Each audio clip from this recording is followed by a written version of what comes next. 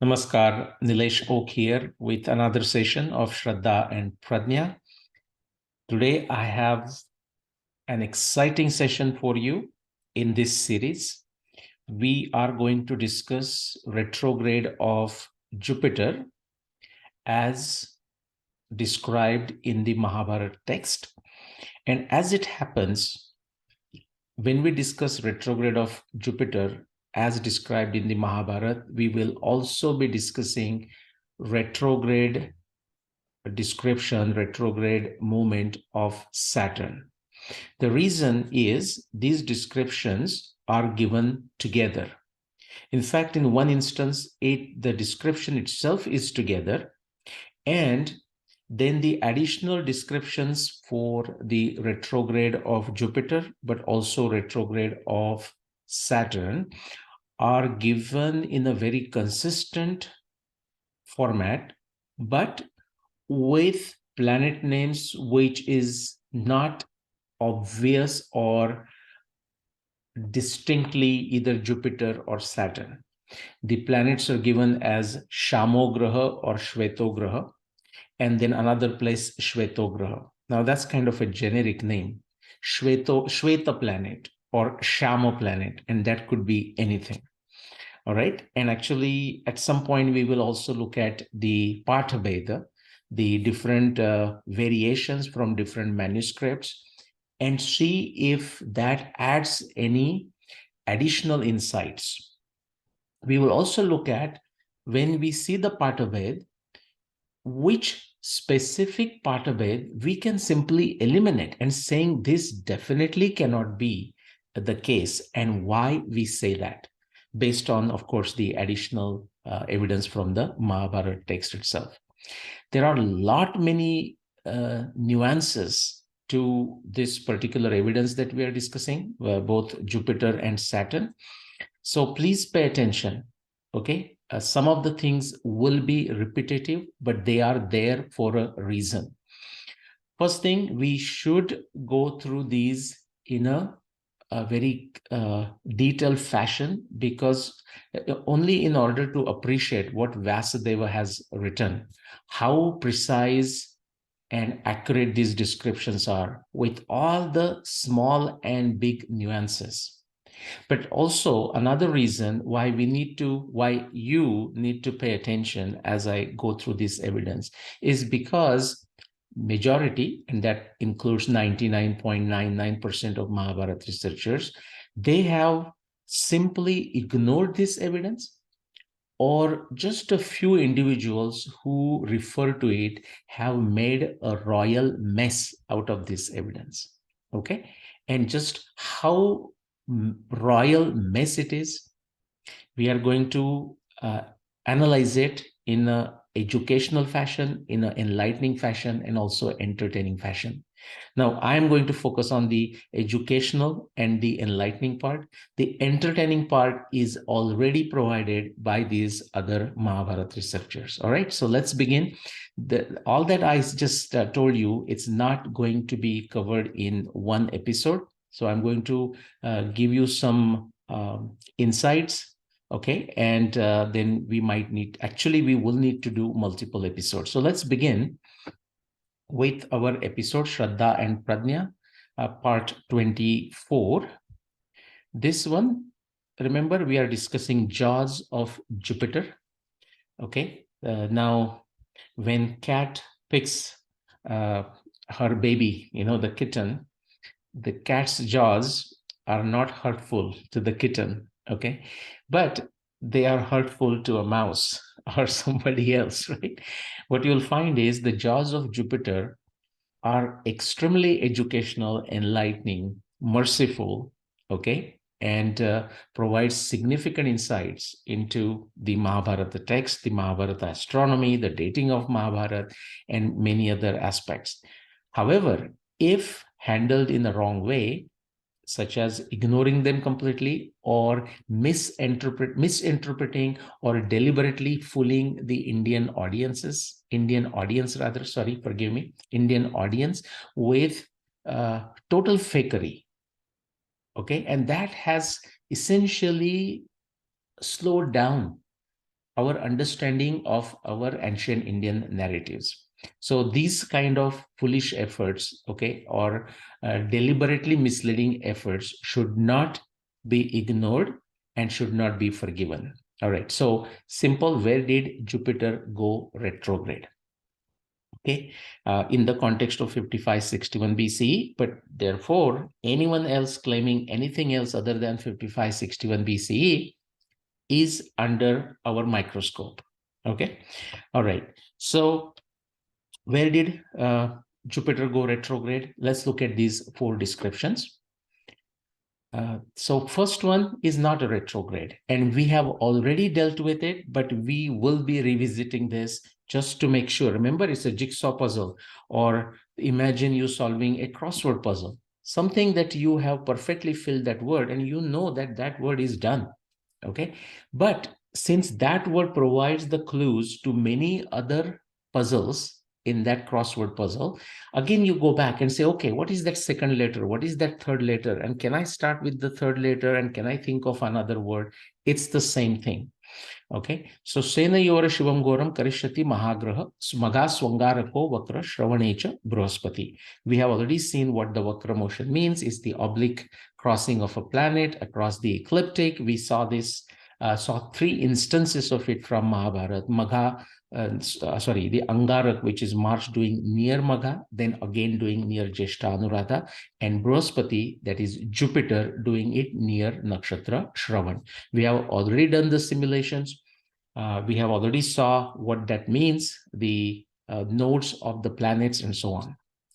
So remember now, the evidence we are looking at for Jupiter, what are some of the nakshatra in whose context this evidence occurs? One is Jupiter near Shravana. Let's go to the next one. This one is a very clear description of the retrograde motion of Jupiter, but also Saturn. What is the verse? Now, today we are going to look at the last two lines. I will read all four of them. And the first two lines are so important, so critical, and contextually we must understand them. Therefore, we will do a separate episode on the first two lines. We will also do the Purvapaksha of at least I think of one, there could be more, but at least one Mahabharata researcher who has interpreted this entire reference here in a very different fashion. But guess what? After interpreting in a different fashion, this person simply did not show the awareness that now he has to go and show this to be true for his claimed year of the Mahabharata war. Okay, we'll get there. So first line is, first two lines, Graho Tamra Runashikho Prajvalanta Vivastito Saptarshinam Udaranam Samavachadya Vaiprabham. A very broad, crude meaning of this. Graho Tamra Runashikho, plural. Okay, so planets, not planet, planets with a red shikha, red extensions. Okay, we'll just take it like that for now. Prajvalanta Vivastito, those planets, now Graho, because we know from the context there are two, Brahaspati, Shanishchara, so those two planets with Tamra Runa, like a coppery extensions, okay, have become steady, Stito, and shining brightly. Even if you may not understand Graha, Tamra, Runashikho, and that's fair, put it aside, just look at the last two, Prajvalanta, Vivastito. So these two planets have become steady and are shining brightly. Does that remind you of something? If you don't utter the word retrograde, then you need to go back and watch a couple of videos at least on the retrograde motions of planets. Okay, Sthito becoming steady and shining brightly. Next line, Saptarshanam Udaranam Samavachadya Vaiprabham. You know, it's of course poetic, but they have become steady and they're shining brightly with their coppery extensions, these planets, to such an extent. I mean, the fact that they have become bright as if they have dimmed the light of Saptarshis. Very interesting. Okay. So these planets, we know exactly which planets Vyasadeva is referring to: Brihaspati, Shanishchara, Jupiter, and Saturn. Granted, we can understand the poetry in it, but it's saying, okay, they have become steady and they have become so bright that as if they are dimming the light of Saptarshi, the brightness of Saptarshis. And Saptarshi stars are extremely bright. Okay, the Ursa Major or the panhandle in the sky. All right, we are going to come back to this. But all we understood is that this is a description of both Jupiter and Saturn going retrograde. The next two lines, Samvatsara Sthainamcha Graho Prajvalita Vubho Vishakhayo Samipastho Bruhaspati Shanishcharo. Again, two words come very critical. Sthainancho, again becoming steady, just like Sthito. Prajvalita Vubho, both are shining brightly. Samvatsara, that tells you the timing, how long this is happening. It's happening for a year. Okay, a solar year, you can say. Okay, so that's what Samvatsar means exactly. Okay, a solar year, which is what, 365 days. Now, we don't have to take an exact number. It means for about a year, and that's sufficient. Okay, so what do we know so far? Let's complete the last line and then look at it together. And where is this happening? How long it is happening? For a year. To who it is happening? Brihaspati, Shanishcharo. What is happening? They have become steady and they are shining brightly to the extent they are dimming the light of the Saptarshis. Now, it's interesting why the two planets, which are more or less along the ecliptic, what do they have to do with dimming the light of Saptarshis, which are up in the north? In order to understand, again, we need the background knowledge of astronomy, the relative positions of the nakshatras, the relative position of the ecliptic, the relative position of Saptarshi, and so on. But also, we are going to, of course, we should know this from modern astronomy and Indian astronomy, but we are going to even pull the references in another session from the Mahabharata text itself. Okay, just see what a beautiful description is going to all pull it together. But for today, just the takeaway is that the Brihaspati and Shanishchara, Jupiter and Saturn have become steady. They are shining brightly and they have gone retrograde. And this motion was observed and documented by Vyasadeva. And how long it was observed? For a year, about a year. And where is this happening? Vishakhayo Samipastho, in the vicinity of nakshatra Vishakha. So we got that. Now remember, Jupiter is described in the context of nakshatra Shravan. Here Jupiter is described in the context of nakshatra Vishakha. Now back to our homework. Do you know your nakshatra names in a sequence? Can you visualize them in the sky? Okay, do you know all of them? Do you have them by heart? And can you recite it very easily in sequence? That's very important. You should be able to visualize this nakshatra and which nakshatra corresponds to which zodiac. That would be your next lesson to take it into account. So what I'm going to tell you, listen carefully, go back to your astronomy text or Google or wherever and see that what I'm saying is correct, but also internalize it for yourself. It's just not a test of whether I am saying is correct or not. Of course, you should always hold me responsible for saying the right things. So Vishakha, nakshatra Vishakha is the area region of zodiac Tula. Okay, or English name Libra. So that's, now keep in mind why I'm saying this. So this is the area of a Tula Rashi or zodiac Libra. Then we already saw Jupiter doing something in the context of Shravana, and we actually saw physically in what is that, around 55, 61, 55, 60, we saw near nakshatra Shravan, Jupiter actually going from the north of the ecliptic to the south of the ecliptic. If you don't remember any of this, go back and check the Vakra motion of Jupiter in the previous sessions of Shraddha and Pradnya. But the point I want to draw here is Brahaspati is described in the context of Vishakha, in the context of zodiac Tula. By that I mean in that region. There is no Rashi mentioned in the Mahabharata text otherwise. It's all nakshatra, guys, okay? But Vishakha corresponds to Tula or Libra zodiac. Therefore, I'm saying it. And now Jupiter is also described in the context of nakshatra Shravan, Altair, which is what? It's the area of a Capricorn, Makara Rashi. Now, Tula, Vrishchik, Dhanu, and Makar. 4 Rashi, guys, 4 Rashi. And each Rashi is 30 degrees. So 4 Rashi would be what? 30, 30, 30, 30. So 60 and 60, that's 120 degrees. Now, why am I discussing this? Because remember, Jupiter makes a complete round, okay, in 12 years, approximately 12 years. For practical purposes, we are going to take it 12 years. If you want to know the exact number, even that is still a mean average position. It's not exact position for every year. It's 11.83 years. You can go that and Google that, but approximately 12 years, which means what? There are 12 years and 12 Rashi, which means on an average, Jupiter is going to be in one Rashi area, 30 degrees for 1 year.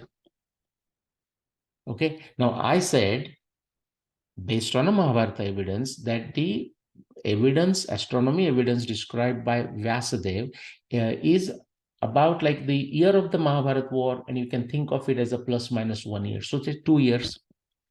So that means you may think of the total Jupiter motion through, say, possibly 2 Rashis, therefore 60 degrees. But just from a descriptions of Vishakha and Shravana, and therefore I said Tula, Vrishchik, Dhanu, and Makar, or Libra, Scorpio, and then Sagittarius and Capricorn. So 4 Rashi. So something should tell us something is not right. Now, how do we understand it? Because I have done the simulation, I'm going to give you the answer, but you can come up, think, well, I don't agree with Nilesh, then come up with alternate answer. Otherwise, you are just doing Vitanda. So what does this tell us is that possibly we can understand a 60-degree movement of the Jupiter by saying that, yes, Vishakha would be in some context, which is to say, yeah, in the vicinity of Vishakha. So that means the Jupiter doesn't have to be exactly at a Vishakha. Okay, but it can be away from Vishakha, but near Vishakha, which is to say, away meaning not right at the nakshatra Vishakha, but it could be on either side. But I'm going to take you on the latter side, and I will explain you why. So say Vishakha, then what other nakshatras I have after that? Anuradha, Jyeshtha, Mula, Purvashada, Uttarashada, Shravan. So my Jupiter can be anywhere from, say, Anuradha, Jyeshtha, Mula, Purvashada, Uttarashada, and Shravan, somewhere there in that region. And it can be still considered in the vicinity of a Vishakha. We will get to Saturn at some point. We are going to look at Saturn's slap, okay, to dogmatic Mahabharata dating researchers, but we will get there. So we may think of Jupiter as on the periphery of a Vishakha, not exactly at a Vishakha, to understand Jupiter's traveling of not more than 60 degrees. Okay, what I'm guys again describing is how actually research works. Okay, we will actually discuss one researcher, Mahabharata dating researcher, who has casually, carelessly, without attribution, borrowed a date of another Mahabharata researchers, and he can show because the previous Mahabharata researchers can show both Jupiter and Saturn right at Vishakha. How fascinating the way it is described in this verse. Now, what is the problem with that? What is the problem with that kind of proposal? The problem is that while that Mahabharata researcher will able to possibly explain this verse, I think he will able to explain this verse beautifully. Okay, both Brahaspati and Shanashchara at Vishakha. The problem is that individual will not able to, meaning he has actually already failed. This claim is like 50 plus years old, and the other fellow who borrowed this claim is very recent, I don't know, in last 20 years or so, without giving attribution to the original researcher.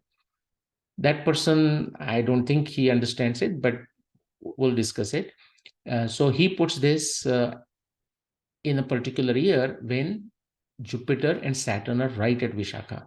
Yeah, so he can explain this observation. The problem is everything else. In fact, right on this page, anything else that is given here, he will not able to explain. And of course, he has failed. So you cannot just try to meet one requirement. Remember, we discussed necessary and sufficient conditions. Okay, so something is necessary, but may not be sufficient.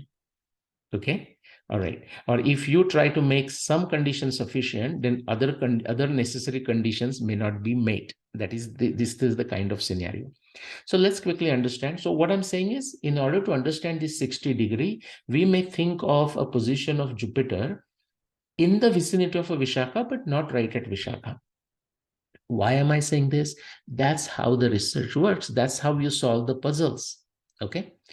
All right. Remember, we say, I know for this, for dog, I know another word, which is, say, 3 letters or 2 letters or 4 letters, whatever. But I'm looking for a 5-letter word or something like this. Okay. So we know Jupiter is described in the context of Vishakha. Now, what we just said for Vishakha, we can apply the same thing to Shravana, which is to say, in the Shravana nakshatra, Jupiter or Makara Rashi, Capricorn, Jupiter can be seen at the early part of Capricorn. So early part of Capricorn, which means almost not Capricorn, just for practical understanding of it. Then we got the whole Sagittarius in between, 30-degree, Dhanu Rashi. Then we got the whole Vrishchik, that is Scorpio, the whole 30-degree Rashi. So that's 60-60. And what if we can put Jupiter just on the border of that Scorpio? So it can be still considered in the vicinity of Vishakha, okay? But it doesn't have to travel 120 degrees. That would be like a 4 years time period. Now, granted, we have in principle called it plus the year of the Mahabharata war, plus minus 1 year, plus minus 2 years. Okay, so in principle, it can be done, but that as you'll see that why that doesn't make sense. Okay, all right. So we have a Jupiter in the context of Vishakha. We have a Jupiter in the context of a Shravana. Understand in terms of nakshatra space, that is, if I don't count Vishakha, then Anuradha, Jyeshtha, Mula, Purvashada, Uttarashada, and Shravan. So 6 nakshatra space. So definitely like a 2 Rashi, if I just take these as an extreme.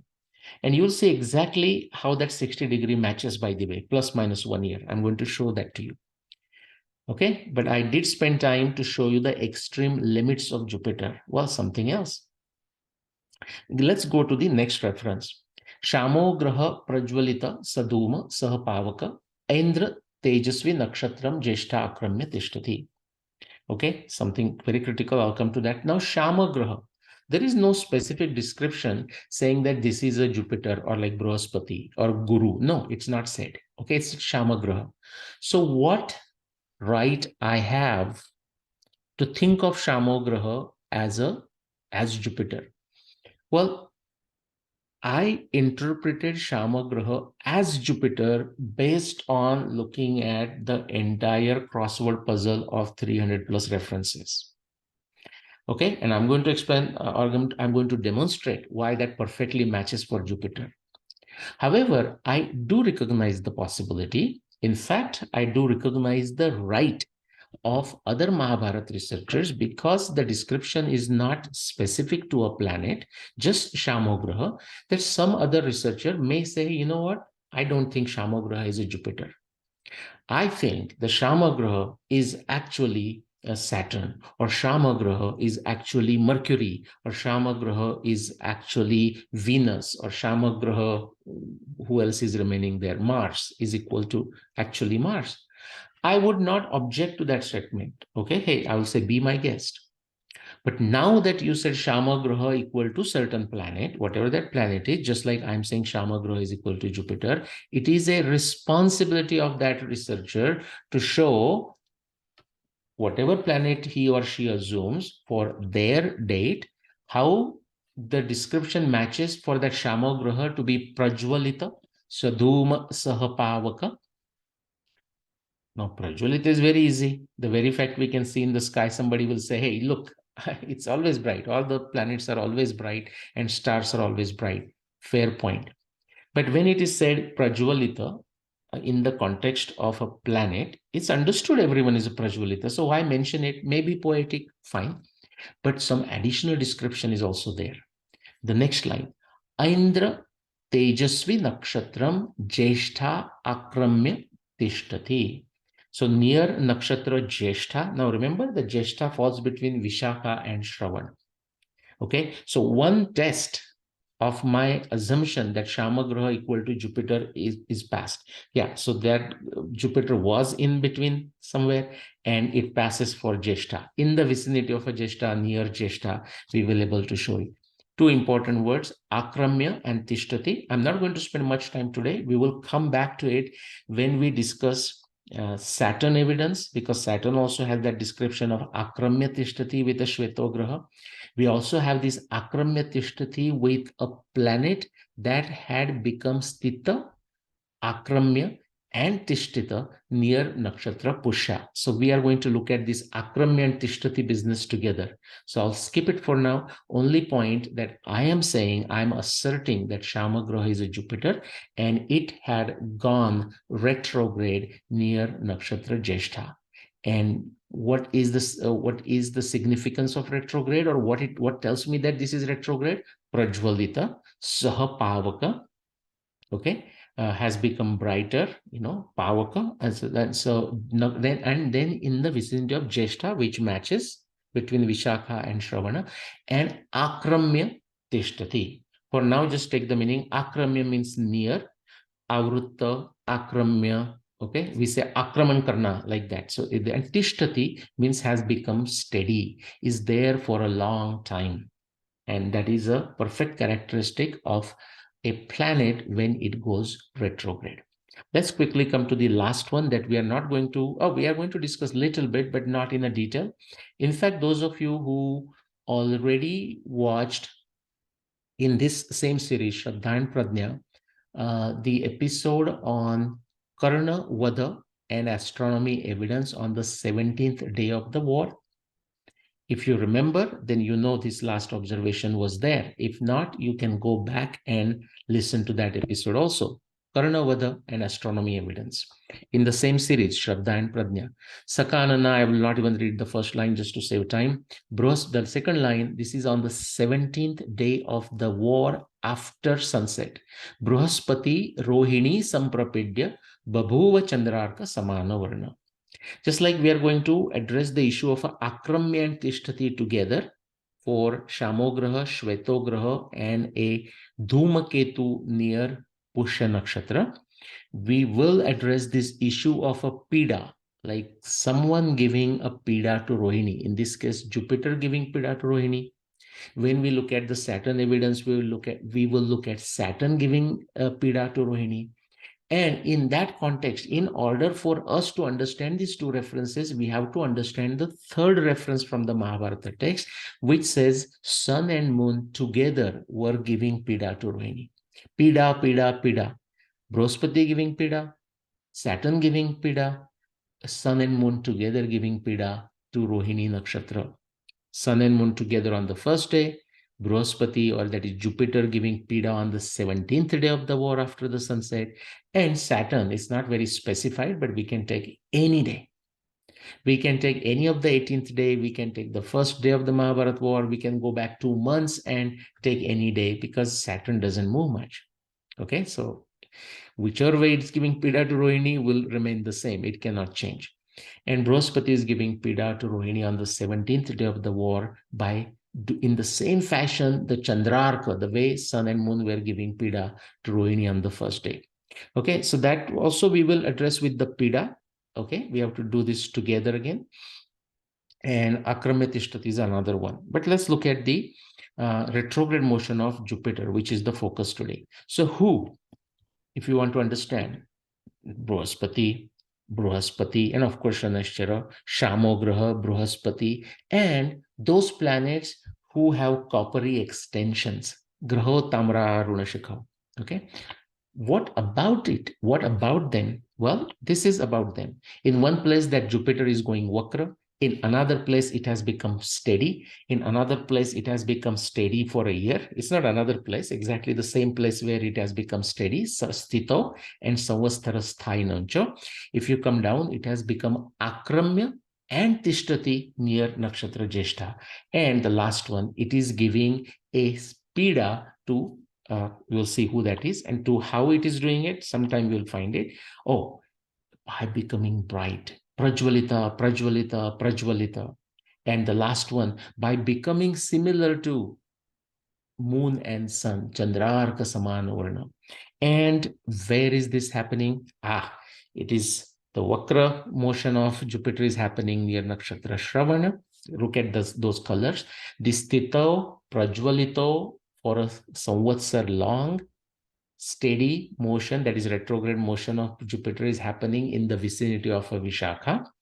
And let's see the color. The Akramya Tishtati of a Shamograha is happening near Jyeshtha, in the vicinity of a Jyeshtha. And Jupiter giving Pida to Rohini.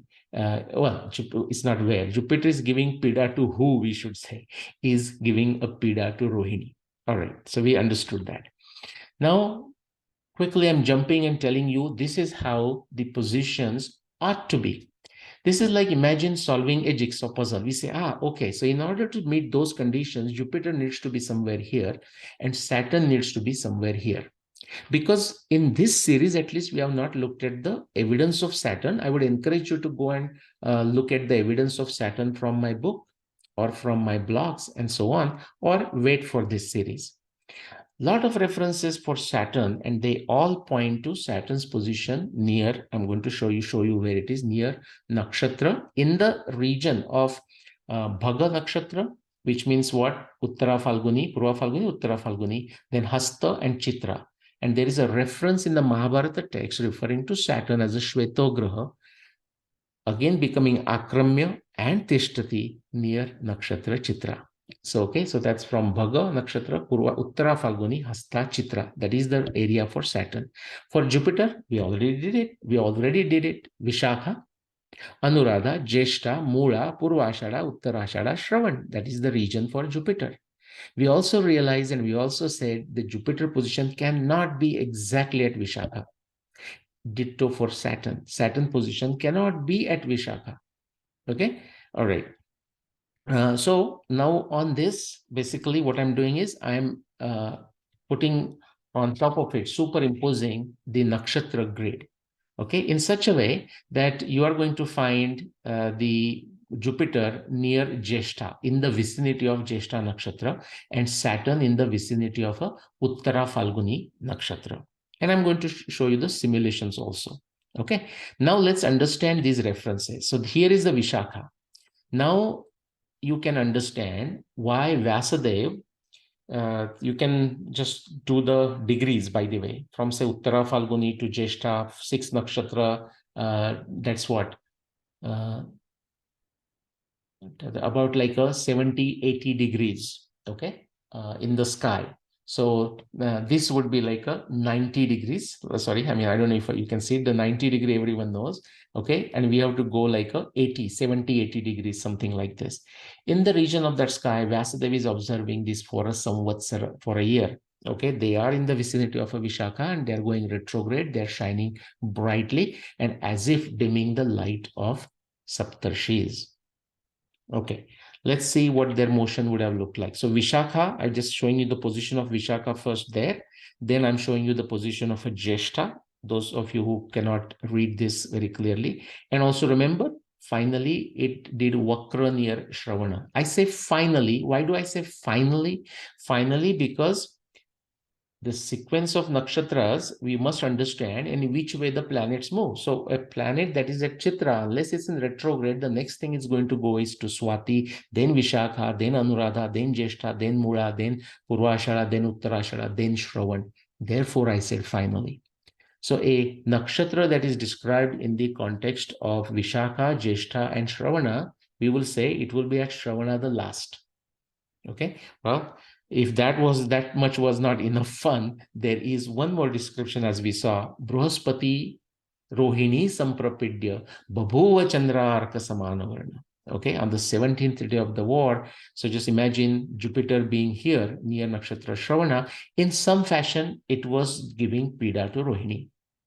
And Saturn here was giving Pida to Rohini. And do you know what was the position of moon, or of the position of the sun? Well, it was in the vicinity of a Jyeshtha, plus minus 2 nakshatra. For 5561 BC, I have said it was near Mula, between Mula and Purvashada. So from here, and moon was close, moon was with it on the day of Amavasya, it will be. From here, sun, moon were giving Pida to Rohini. Is this consistent? Okay, that's what we were going to look at in another episode. So let's look at the Jupiter and Saturn in the vicinity of Vishakha. What I just showed you here, I'm taking the same map. I'm noting down the position of Vishakha. And now I am letting the Jupiter and Saturn move through 1 year, Samvatsaras Thainancho. Okay, and that's what exactly they will do. You see that yellow line path shown by Saturn and that orange color path shown by Jupiter. Now, naturally, Jupiter is going to go in 1 year in about 30 plus degree, right? It will go about 30 degree. That's exactly what it is, by the way.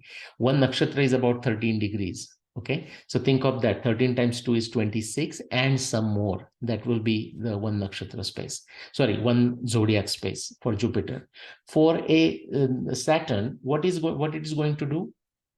It takes 30 years approximately for making a complete one round. There are 27 nakshatra, which means what? On an average, it's not going to even travel one nakshatra space, slightly less of it. In fact, it may go further, but may come back with retrograde. So less than one nakshatra space. Okay, do you see that here? Think of those two lines as one nakshatra space, just approximately. This is a demo piece, right? Yeah, it is less. I mean, if you see, or maybe up to a one nakshatra space, that's what it is showing. So everything is consistent. Now, this is very important that we understand this, because even when Vyasadeva is saying Samvastaras Thainancho Graho Prajvalito Vubho Vishakhayo Samipasto Brospati Shaneshcharo, we must understand no matter where Saturn is, where Jupiter is, their movement is not going to be of an equal magnitude. Saturn is going to move a lot less in comparison to Jupiter. Okay. Why is this important to understand? Because the distance from Vishakha will not be the same. And especially if you go for 2 years. Now, what will happen next time? If we let it go another year, okay, plus minus 1 year, the Jupiter will go up to Shravan. And on the other hand, Saturn will not move much. Saturn will just go one more nakshatra. So now it will be closer to Chitra. It will be beyond Hasta and closer to Chitra. So that will always happen. Now, those, see, there are, you should watch other Mahabharata researchers and what they write in their books and papers, and what do they say on a Twitter and in their YouTube videos. You must watch this. If you really want, if you want to be part of Indic Revolution and Indic Renaissance, and Satyena Labhyas Tapasa Yesha Atma, just saying the Indian Bridavakya, Satyameva Jayate is not enough. Okay? The path of Satya is through what? Satyena Labhyas Tapasa Yesha Atma Samyak Jnanena Brahmacharena Nityam. By consistently practicing Brahmacharya and consistently practicing Samyak attitude, and the path of Satya is how we get to it.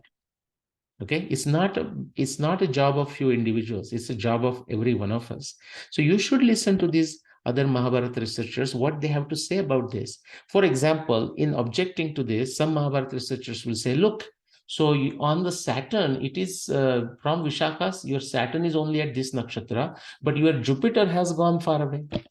My dear friend, it will go far away. That is the nature of Jupiter. That is a Swadharma of a Jupiter. And Saturn not moving too much is a Swadharma of a Saturn. In that context, in that mature context of astronomy, you have to understand when Vyasadeva says Samvatsaras Thainancho Graho Prajulito Vubho Vishakhayo Samipasto Brahaspati Shaneshcharo. Okay, so let's go further again. Who? And we will come to this Tamra Arunashikho and what's this business with the Saptarshi. Okay, we will come to that. But let's just focus on retrograde. Samvastaras Thainancho for a year long. Okay, how we saw that becoming bright, becoming steady. And where is it happening? In the vicinity of a Vishakha. This is vicinity of a Vishakha. But there are a few other things. Samvatsar before the Mahabharata war. Now let's quickly look at Samvatsar after the Mahabharata war. Okay. Now notice where the position of Jupiter was. What I showed you before. I can show this to you before here. Sorry, give me a second. Like here. Like here. Okay, so this is near Jyeshtha. That's what I showed the position. I'm saying, okay, this is a position as Jyeshtha, which means in one way, when Vyasadeva is looking at the sky, he can describe Jupiter going Jupiter going retrograde in the vicinity of a Vishakha in the context of Saturn. Why? Because when he does that, now just keep in mind, okay, I'm going to show you second picture, but the position of Jupiter is identical. So when I'm showing this in the context of Vishakha, it's important that you understand why would Vyasadeva pick Vishakha? Of course, he could have picked either Anuradha or Swati, that would have been just fine. He chose Vishakha. But does it make sense? Of course, it makes sense because you think of it more or less from Vishakha, the position of Saturn and position of Jupiter are kind of equidistant. Now, equidistant, not in degrees. Don't do that foolishness. Don't do that stupidity. Equidistant visually and of course in terms of nakshatras. So if you go from Vishakha on this side, you see Swati, Chitra, Hasta, Uttara, Falguni, about 4 nakshatras there. If you go on the other side, you see Anuradha, Jyeshtha, Mula, Purvashada, about 4 nakshatras there. That's what we are talking. Okay, because just we didn't consider a very specific positions on a given specific day. We are talking for a time period of about 1 year, and the things are going to be at different places during that time. All right. Now, I want to take you to the second reference where I have asserted Shama Graha equal to Jyeshtha. It is bright Prajwalita, Saha Pavaka, and where near Indra Tejasvi Nakshatra, near Jyeshtha Nakshatra. Why Indra Nakshatra? The Devata of a Jyeshtha Nakshatra is a Indra. That's why. Okay, and Jyeshtha Akramya Tishtati. Akramya means near, and Tishtati meaning becoming steady, staying there for a long time. Now, again, somebody will say, oh, long time, and will say, well, the amount of time Jupiter stayed at Jyeshtha is smaller in comparison to Saturn staying at Uttara Falguni. Yes, that is their Swadharma. It is to be understood in a generic sense, okay? Was there, steady in that region for a long time. The long time, nobody is saying it has to be identical time. In fact, when we look at this just Akramya Tishtati, you will see the Dhumaketu, that is also Akramya Tishtati, that is near and steady in that particular place, near Nakshatra Pusha, as described in Mahabharata text. Do you know how long that Dhumaketu stays, Akramya and Tishtati, near Nakshatra Pusha? For practically 75 years. Now, are we going to take this and say, oh, well, hold on. You said Akramya Tishtati, but how come for one celestial body it is 75 years, another celestial body like a 5 months, and another celestial body only 2 months? To ask such a question is reasonable for a 6-year-old, 10-year-old, someone who is studying astronomy. It is ridiculous and stupid for somebody claiming to be an astronomy expert or having a decent knowledge of astronomy and trying to do dating of Mahabharata. That's the difference. Okay. So Shamograha Prajulita Sadhuma Sahapavaka Indra Tejasvi Nakshatram Jyeshtha Akramya Tishtati. So this one is also referring to Jupiter. That is what I am asserting. And how's that explained here? Okay, who? Shamograha, and I'm saying Shamograha is Jupiter. What about it? It has come near something and become steady. Tishtati, stayed there for a long time. Where? How? By becoming bright, Prajwalita Sahapavaka, and where? Near Nakshatra Jyeshtha. This is what we saw.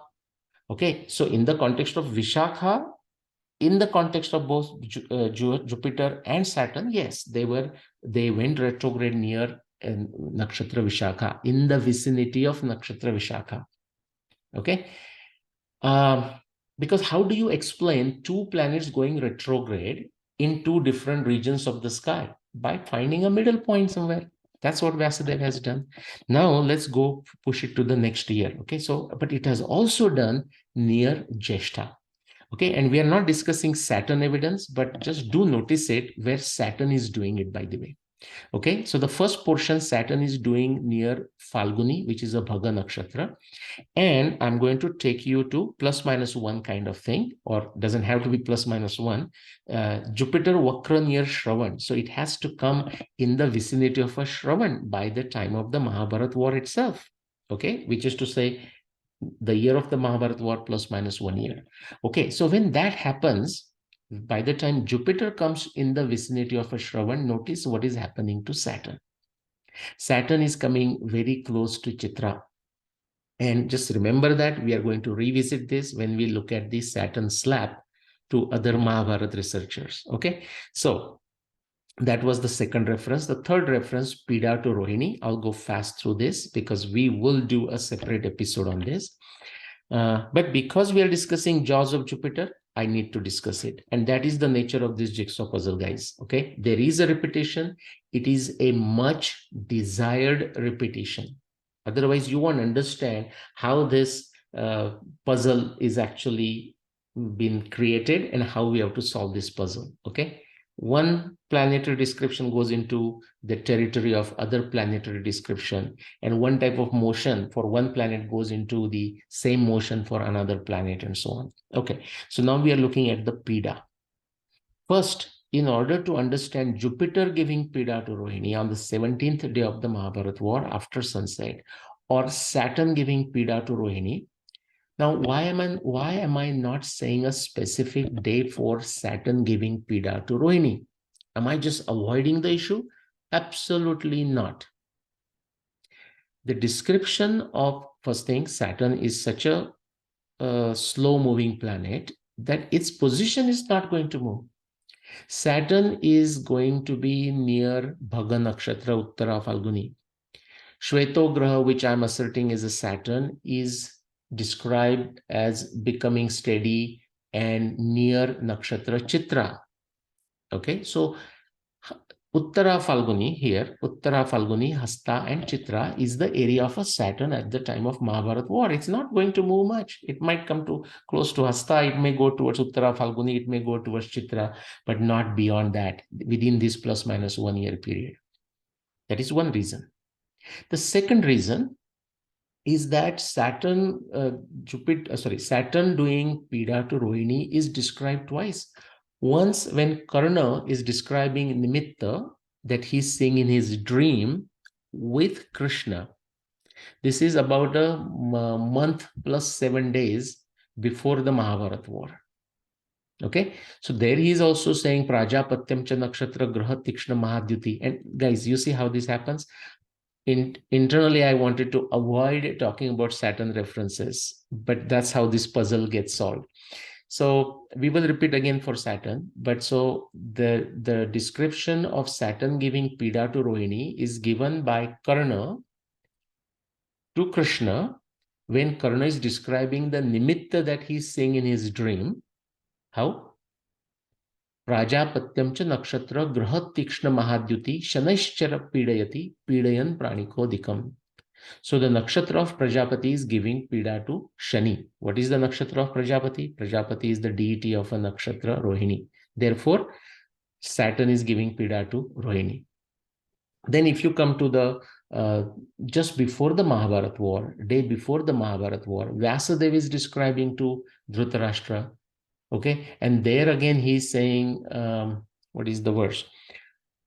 I'm not getting the verse right now, but okay, so Rohini Pidayattesha Sito Raja Shanaishchara. Okay, so Rohini, the Sito Raja Shanaishchara, by becoming steady, Saturn is giving Pida to Rohini. This comes into the Adhyay 2 of Bhishma Parva, just day before the Mahabharata war. So there also Saturn is described as giving Pida to Rohini.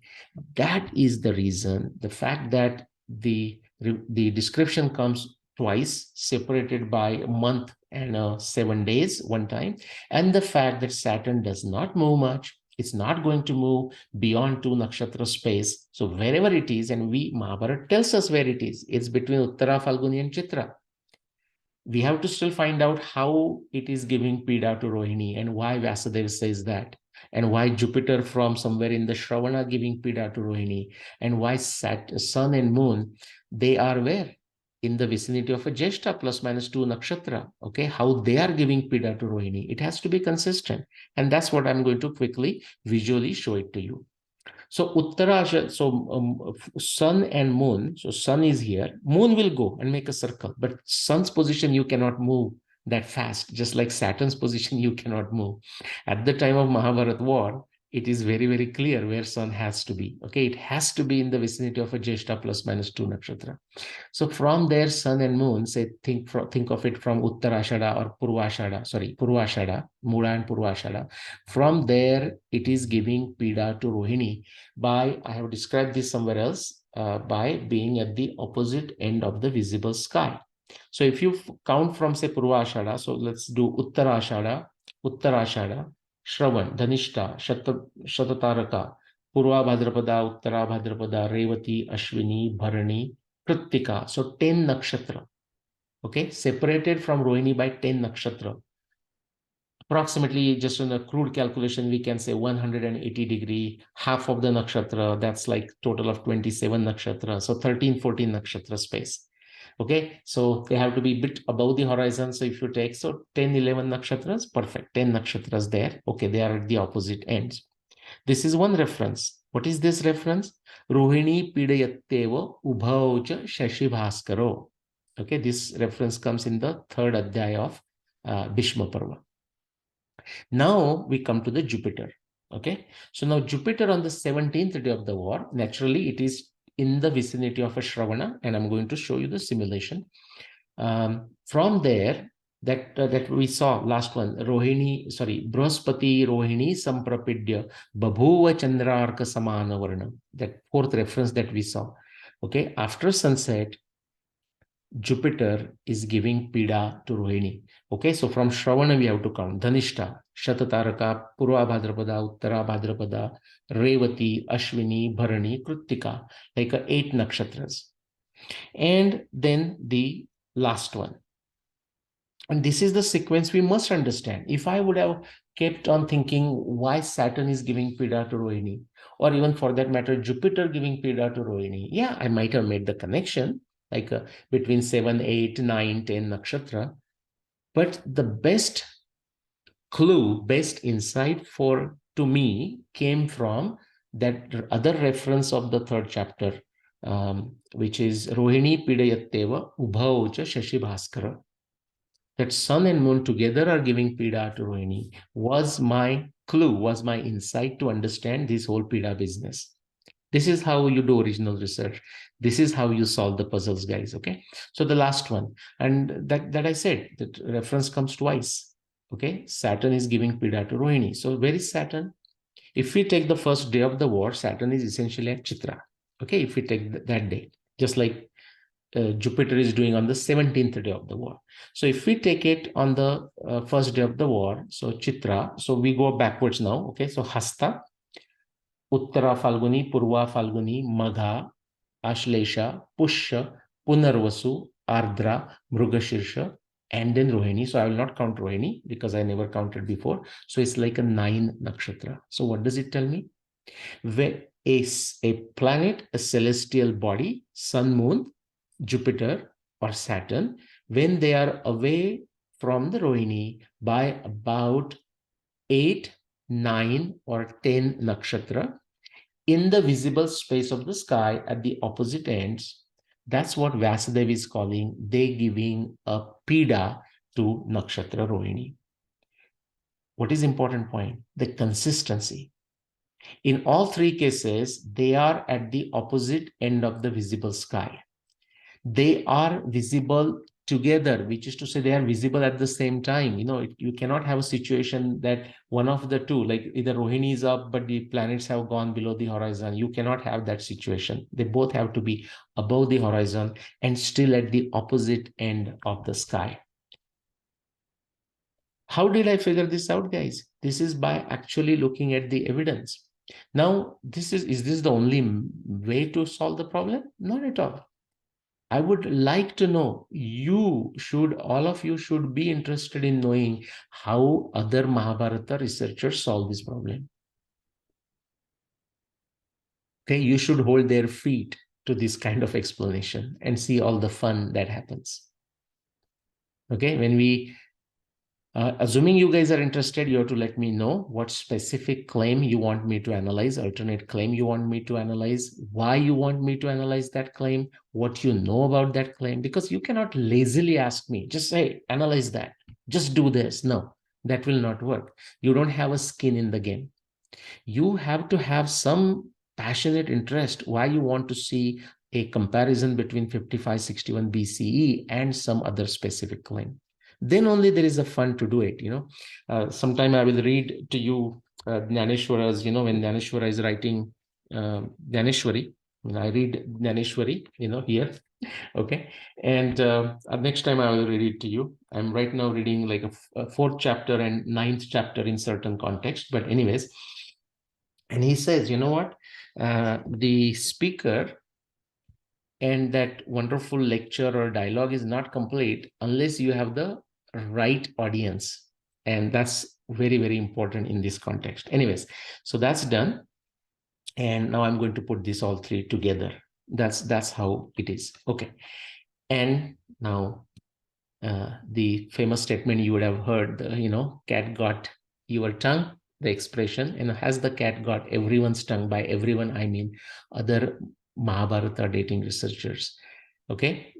I predicted they will not open their mouth.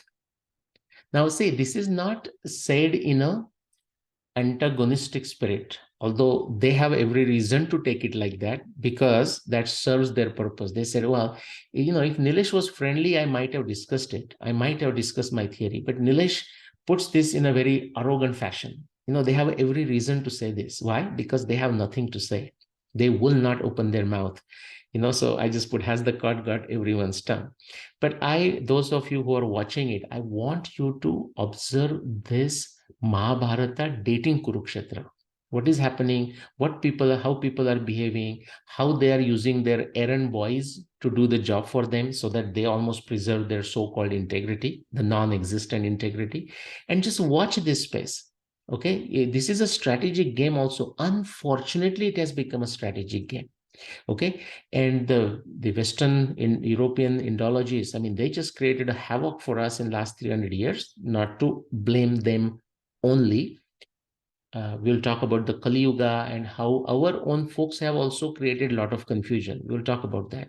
But as if like taking inspiration from our what you call predecessors and these Western Indologies, our so-called pretentious dharmic researchers, I'm using the word pretentious dharmic researchers, okay, driven by some very trivial things like a popularity or God knows what is it, because there is no money in this, guys.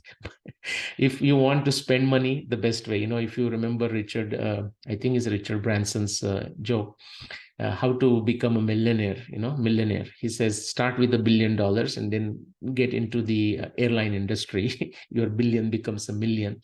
It's kind of like that.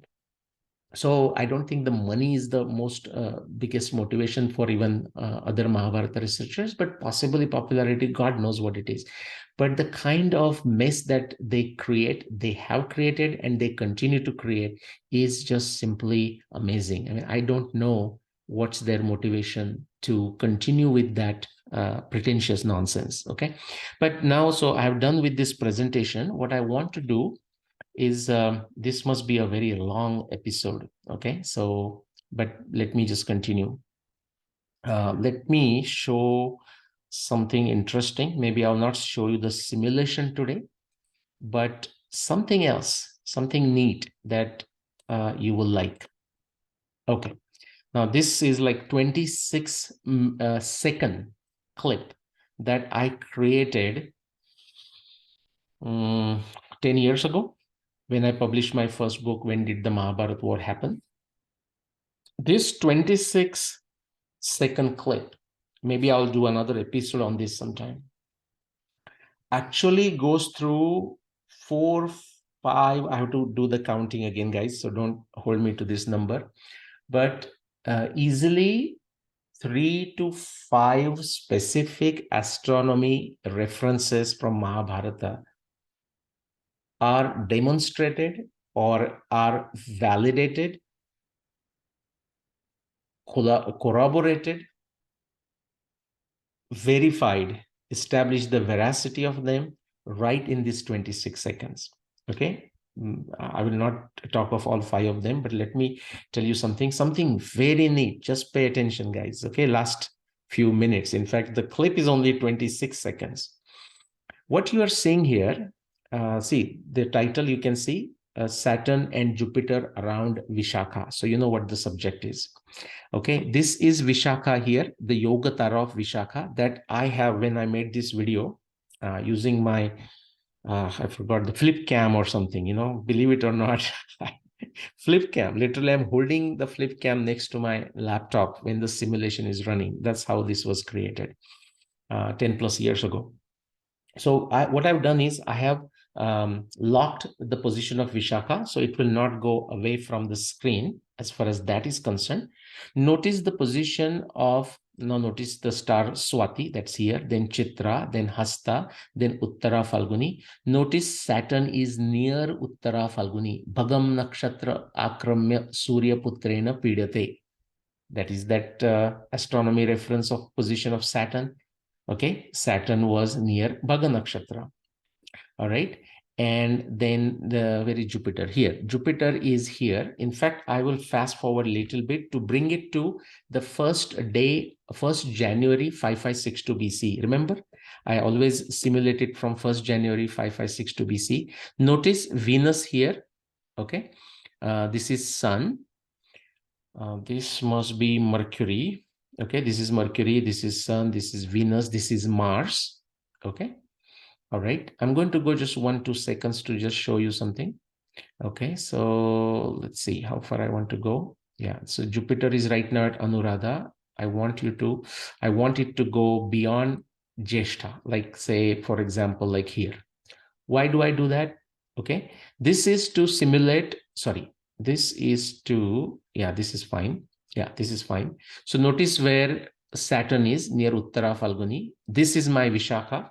Now Vishakha, very interesting, right? Why Vyasadeva might have done this. You have heard the story of a Tuladhar Vaishya that comes in the Mahabharata text. Tula is that balance, the old balance that you would have seen. Okay, when you go to a grocer like a Wani, you know, you just, he holds this like the balance like this. In one side he puts the weight, other side he puts the potatoes or whatever you are purchasing and balances it. The Vishakha is basically that balance that Vyasadeva is showing. Tula. Okay, it's the middle point of that balance. You know what the Tula is, like? Tula is that balance. You'll see, go and look at the sign of a Indian astronomy, like a zodiac, Tula, Libra. It is like a balance, okay? Even otherwise too, in English and all that too. So it is that Vishakha in the middle, and on both sides, you know, one is going up and down, up and down. One side is a Saturn, another side is a Jupiter. What a beautiful poetic visualization there. So I have nailed that Vishakha that doesn't move in between, that Tula here. Jupiter is near Jyeshtha, but further east of Jyeshtha, here, Saturn is near Uttara Falguni. Why did I go for 2-3 seconds in my simulation? To match the position of Jupiter and Saturn, more or less, approximately, as it was on the 1st January 5562 BCE. Remember, I start all my simulations from 1st January 5562 BC to give you that consistent view. So now I'm going to go slow, and I mean, this thing goes fast, so I'm going to stop it multiple places. Watch what is happening to this Saturn and to Jupiter. Okay, so this is 1st January 556 BC. Just see how it is going to stay in that region, and eventually Jupiter will go towards Shravan, and Saturn will approach towards Chitra. Jupiter, Saturn will eventually come towards close to Chitra, and Jupiter is going to go even further, Mula, Purvashada, Uttarashada, and it will go further here towards Shravan. But there is one more surprise for you. And if you have watched all my previous episodes of Shraddha and Pradnya, you are going to love it. So which means if you have not watched them, especially related to the 8 specific pieces of evidence for Mars, you need to stop this video, go back, watch those, and come back to watch these last few minutes. All right, let's do it. So I am going to stop it in between. What I'm showing you is that how Jupiter and Saturn were in the vicinity of a Vishakha for a year. So we start at the 1st of January, 5562 BC. Okay, it is like this. Okay, it just switched over. It does it for a simulation reasons. I'll not go into those beyond the scope of these type of videos. Just want to show you where they are. Jupiter is here in the vicinity of a Jyeshtha. Okay, and Saturn is near Uttara Phalguni. Recall, Bhagam nakshatra akramya Surya Putrena Pidate. And for Jupiter, Shamo Graha Prajvalita Sadhuma Sahapavaka Indra Tejasvi Nakshatram Jyeshtha Akramya Tishtati. The Jupiter is going retrograde in the region of Jyeshtha. Okay, and both of them together, we can also see them as what? Samvatsarasthainancho Graha Prajvalito Vubho Vishakhayo Samipastho Bruhaspati Shanascharo. Okay, so in fact, if you look at it in this picture, Jupiter is much closer to Vishakha than Saturn. Okay, but that's going to change as you see. Okay, okay, so we continue in time. All right, and something fascinating, some surprise, some pleasant surprise for you. So remember, when we started the simulation, Mars was here. Okay, and it has gone and come back. Okay, now remember, the total cycle of Mars from that one particular nakshatra to the next nakshatra takes less than 2 years, close to 2 years, 1.88 years. Now Mars is going to do something very interesting here, and you can easily guess if you are paying attention. This is Chitra, this is Swati, remember? Dhruvo prajulito ghoram apasavya pravartate Chitra swatyantare chaiva adhishtitah parushagraha. Mars is going to go retrograde between Chitra and Swati. And the pleasant surprise to you is, remember, Dhruvo Prajvalito Ghoram. It becomes scary bright when it goes retrograde. It becomes scary bright. Well, of course, that happens to Saturn also, and that happens to Jupiter, but it's not very easy to show. And sometime I will show you how to do this in simulation. You can actually track and measure the magnitude, which is the brightness of these planets. But here, I'm going to give you a visual demonstration of it. Okay, it can be done. This was done in Sky Gazer, if I remember, from Karina Soft. So some of you, anyone who is watching this video, if you choose to purchase a copy of Sky Gazer, do let me know. I will ask you. Now I have forgotten the settings. You know, this was 10 plus years ago, and I don't have Sky Gazer anymore. But if you can recreate something like this. So watch this. Notice right now, since you don't know what's going to happen, so you're saying, okay, what do I notice here? Too many bright dots. Notice Mars and how it is looking in comparison to, say, Venus, or in comparison to the sun. You know, it's small, not that bright. Now notice what happens when it goes retrograde. Okay, so here Saturn comes here. Okay, now Jupiter, see, notice Saturn is now coming towards Chitra. Okay, Jupiter is now near Mula, and it's going to go further towards Shravan. Keep on watching, but also watch what happens to Mars. Like, too many things happening at the same time.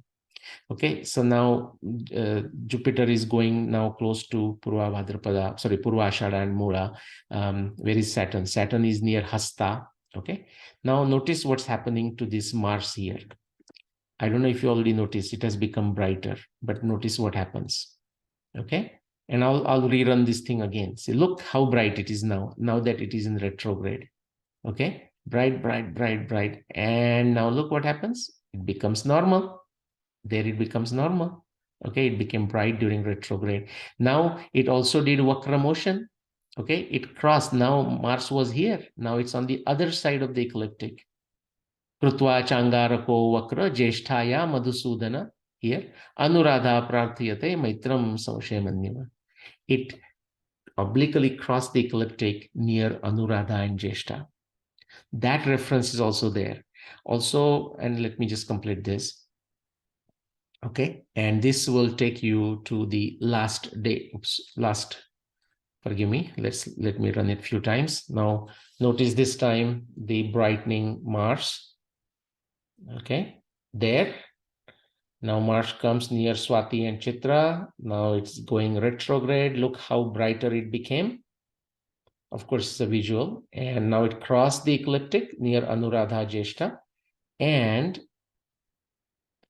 for the final day, I'll just stop it here. So now notice Jupiter is near Shravana, and that's where right now it is on the north of the ecliptic. But over next few months, Jupiter's motion is slow. It's going to cross the ecliptic. That is Maga Swangarako Vakra, the second part. Shravane-cha Brahaspati. Jupiter going Vakra near Shravan, obliquely crossing the ecliptic. That is here. So that reference is explained. Okay, Saturn's Bhagam nakshatra makramya Surya putrena pidate Bhaga nakshatra, that is explained. Shveto graha, okay, doing near Chitra nakshatra, okay, Samati kramya tishtati is explained. Shamo graha prajvalita sadhuma sahapavaka Aindra tejasvi nakshatra Jyeshtha akramya tishtati is explained.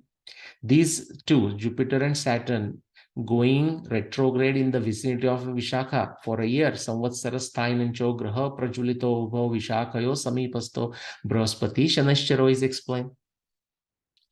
Okay. Krutva Changarako Vakra Jyeshtaya Madhusudana Anuradha Prarthayate Maitram Samshamanyava. That Mars crossing it here is explained. 4, 5. And even the here, by the first day of the Mahabharata war, sorry, Mars is already gone. Let me see here. Okay, so this is Mars here. Let me focus on the Mars. You also focus on this Mars. There. Okay, somewhere here I'm going to stop it. So Shravan is here and Mars is here. Remember, Mars has gone Vakra near Magha, obliquely crossed in the in that area, and then came out on the north side near Nakshatra Magha. Then it went retrograde near Swati Chitra. Okay, so that is that Dhruva Prajulito Ghoram, but also additional reference. What is that? Nunam Madbhayam Krishna Kuruna Samupastitam Visheshenahi Varshneya Chitra Pidiyate Graha. So this Mars here actually went up to here, came back as if giving Pida to Chitra, and then went back. Then it crossed obliquely and so on. And here, after going through these all different types of gymnastics, okay, gymnastic type of motions by Mars. Vakranu Vakram Krutvam Cha Shravane Pavaka Prabha. After doing all of this, Mars came where? Shravane Pavaka Prabha, came near bright Shravana. Shravane Pavaka Prabha. And what did he do? I already showed it to you. Brahma Rashi Samavritta Lohitango Vyavastita. And this Lohitanga, Mars, align itself right along the Brahma Rashi, which is Abhijit, way up there between Shravan and Dhanishta. Actually, 4, 5, 6 references can be explained in this 26-second slide. Now, people complain about a long episode. People complain when I give a very short explanation. They complain, oh, I didn't understand anything. Yeah, you're damn right you didn't understand anything. In fact, this 26 seconds clip is made, as I said, 10 years ago.